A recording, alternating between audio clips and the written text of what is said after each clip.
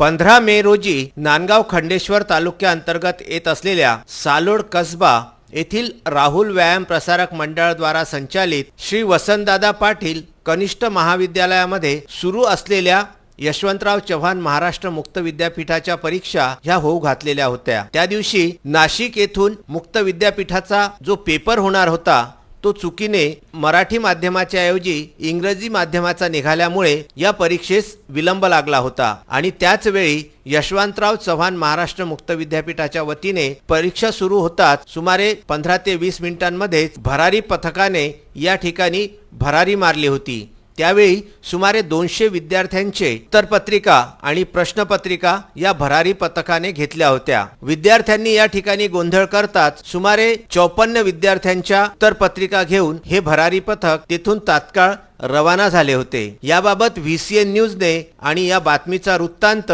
सर्वसामान्य जनतेसमोर ठेवला होता। या बातमीचा मागोवा घेत VCN न्यूजची चमू यशवंतराव चव्हाण महाराष्ट्र मुक्त विद्यापीठ येथे गेली होती। प्रमुख सल्लागार प्राध्यापक अंबादास मोहिते यांच्याशी VCN न्यूज चमूने संवाद साधला होता। त्यावेळी जी माहिती अंबादास मोहिते यांनी दिली ती थक्क करून सोडणारी होती। सालोड कसबा येथील श्री वसंतदादा पाटील महाविद्यालय येथे झालेल्या यशवंतराव चव्हाण महाराष्ट्र मुक्त विद्यापीठ परीक्षेच्या वेळी ज्यावेळी 15 तारखेला सुमारे 54 विद्यार्थ्यांच्या प्रश्नपत्रिका उत्तरपत्रिका घेऊन भरारी पथक अमरावतीला पोहोचलं होतं आणि त्या 54 विद्यार्थ्यांनी आणि त्यांच्या पालकांनी VCN न्यूजकडे धाव घेतली होती।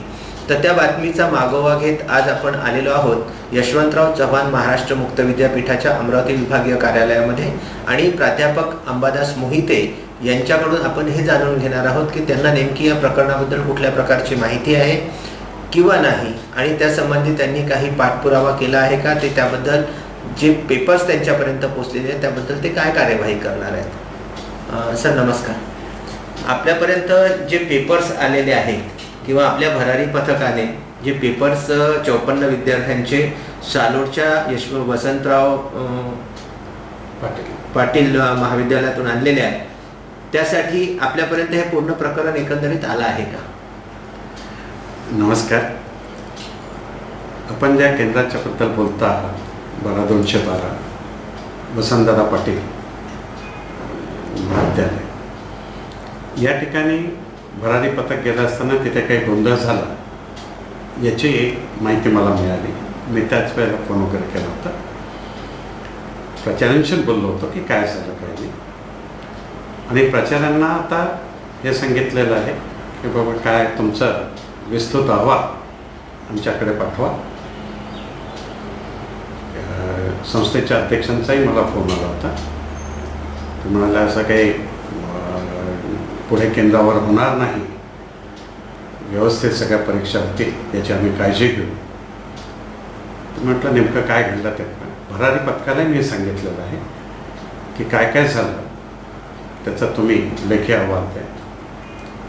दुसरी बाब आपण जे सांगता आहात की काही उत्तरपत्रिका वगैरे भरारी पथकाने केल्या असतील, तसं असतं की भरारी पथक आपण ठेवलं याच्याकरता आहेत सगळेच लोक जातात की कुठे काही जर गैरप्रकार चालू असतील, कुठे काही कॉपी वगैरे करत असतील तर त्या कॉपी केसेस करायच्या, त्यांच्या उत्तरपत्रिका वगैरे ताब्यात घ्यायच्या आणि त्या विभागीय केंद्रामध्ये जमा करायच्या। तर ते सील करून सगळं पॅकेट देत असतात। विद्यापीठाच्या नियमाप्रमाणे फक्त याच्यात बाबत नाही तर पूर्ण ज्या अनफेअर मीन्सच्या संदर्भात गैरप्रकारचे होतात त्याच्या संदर्भात समिती लागत असते।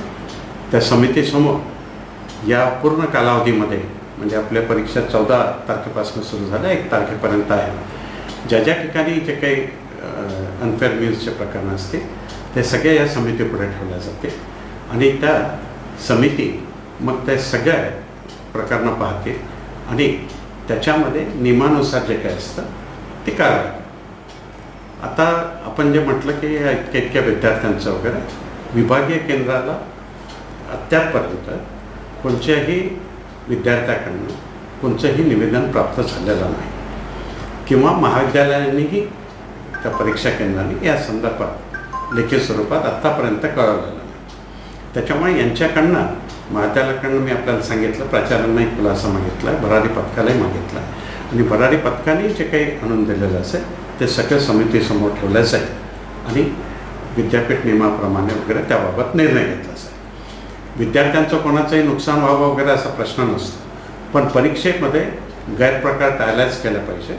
कारण सातत्याने आपण सूचना देतो आहोत आणि दिल्या आहेत आणि परीक्षा केंद्र संयोजक, केंद्रप्रमुख यांची आपण 8 मेलाच मीटिंग घेतली होती आणि त्याच्यातही त्यांना सांगितलं होतं की आपल्या यशवंतराव चव्हाण मुक्त विद्यापीठाचं कार्य जे आहे ते खरोखर जे काही शिक्षणापासून वंचित आहे, दुरावलेले आहेत, कोणाचं शिक्षण अर्धवट सुटलेलं आहे, या सगळ्यांना शिक्षणाच्या मुख्य प्रवाहात आणण्याचं काम हे विद्यापीठ करत आहे.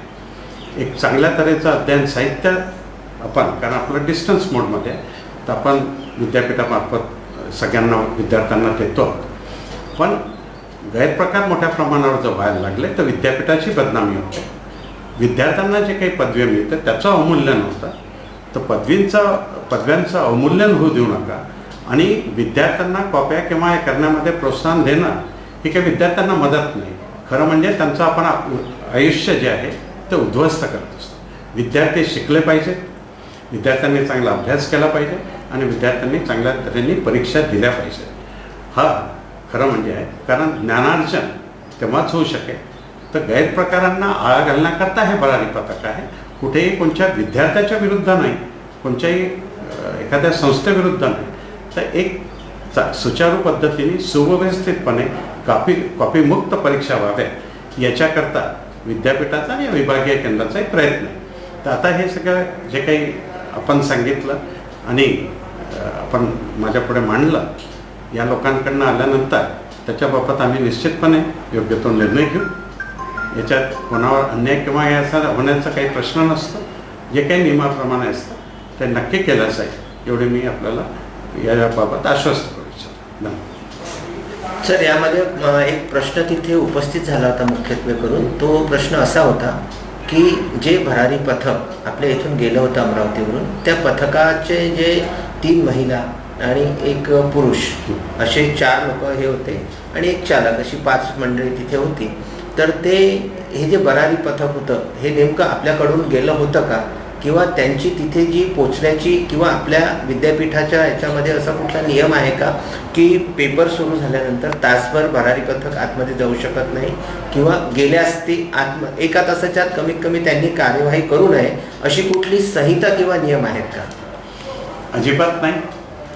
भरारी पथक इव्हन ज्या वेळेला पेपर डाउनलोड होतो, आपल्या इथे जी पद्धत आहे, नाशिकवरनं आपण इंटरनेटच्या माध्यमातून म्हणजे नेटच्या माध्यमातून केंद्रावर पेपर देत असतो. तो पेपर त्यांनी डाउनलोड करायचा असतो, त्याच्याकरता त्यांना पासवर्ड असतो आणि मग पेपर डाउनलोड केल्यानंतर आवश्यक तेवढ्या छायांकित प्रती काढून, फोटोकॉपीज करून, जेवढे विद्यार्थी असतील तेवढ्या काढून त्यांनी वाटायचं असतं. आता परीक्षा समजा आमच्या ज्या परीक्षा आहेत ते पहिलं सत्र जे असतं ते 10:30 ते 1:30 आणि दुसरं 2:30 ते 6.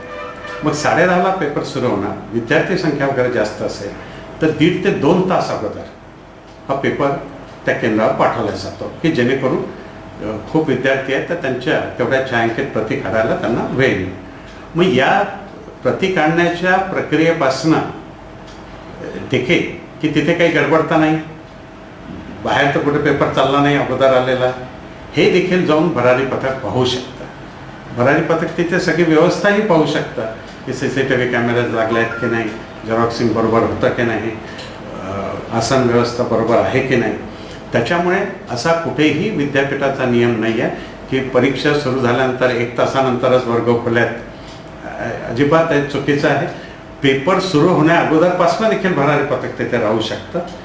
तर पेपर सुरू झाल्यानंतर काय किंवा काही 5 मिनटं असो की 2 मिनटं केव्हाही भरारी पथक करतात आणि जिथे काही अनुचित घडताना दिसत त्याला आळा घालण्याचं काम भरारी पथक करू शकतं. त्याच्यामुळे 1 तासानंतर वगैरे जावं असं काही कुठेही नियम नाही. तो प्रश्न राहिला अनुत्तरित की ते जे पथक होतं, हां, ते पथक जे आहे ते पथक विभागीय केंद्रातर्फेच पाठवण्यात आलेलं होतं आणि सगळे त्यांना जो काही आपण रूट दिलेला असतो किंवा काही केंद्र सांगितलेले असतात, कारण आपले 6-7 भरारी पथक आहे, त्यांना वेगवेगळे केंद्र दिलेले असतात, ते त्याच्याप्रमाणे जातात आणि काही केंद्रामध्ये मॉर्निंग शिफ्टला जातात, मग वेळ झालेला असला दुसऱ्या केंद्रावर दुपारच्या सत्रामध्ये जातात.